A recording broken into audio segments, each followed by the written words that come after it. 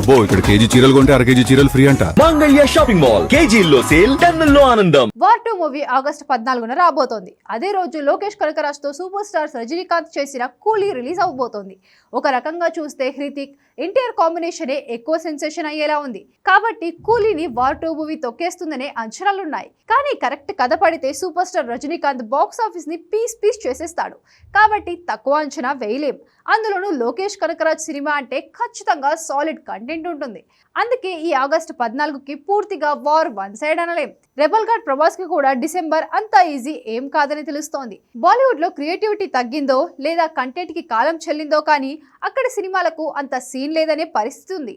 ఆ మాత్రాన అన్ని దిక్కుమాలనే సినిమాలేం అనుకోలేం. ఎందుకంటే ది రాజాసాబ్ కి పోటీ ఇవ్వబోతున్న రణ్వీర్ సింగ్ సినిమా ఏదో మిరాకిల్ ఇచ్చేలా ఉంది. పోటీ అంటే ఇలా ఉండాలనే ఇద్దరు తెలుగు స్టార్లకు పోటీ బొట్టెత్తేలా ఉంది.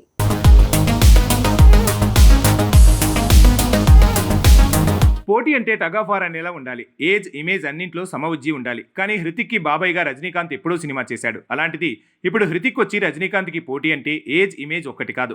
ఇక ఎన్టీఆర్ ఎంత పాన్ ఇండియా హిట్లు, మాస్లో క్రేజ్ ఉన్నా రజనీకాంత్ ఏజ్, ఎన్టీఆర్ ఏజ్ ఒకటి కాదు. కాకపోతే ఎన్టీఆర్ పాన్ ఇండియా లెవెల్లో ఊరమాస్ ఇమేజ్తో సక్సెస్తో దూసుకెళ్తున్నాడు. హృతిక్ కూడా నార్త్ ఇండియాలో భారీగా క్రేజ్ ఉన్న స్టారే.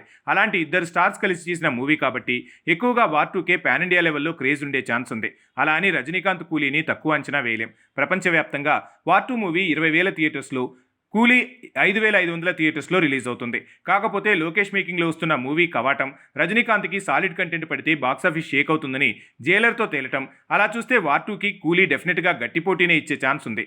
మొదటి షోకి 2 మూవీల్లో దేనికి భారీగా టాక్ వచ్చినా మరో మూవీ నలిగిపోవాల్సిందే.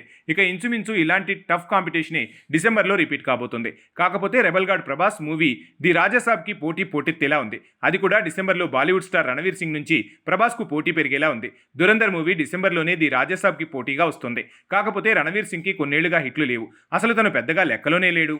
అలా అని తనని తక్కువ అంచనా వేయలేం. కారణం ఉరి లాంటి సినిమా తీసిన డైరెక్టర్తో రణవీర్ సింగ్ దురంధర్ చేశాడు.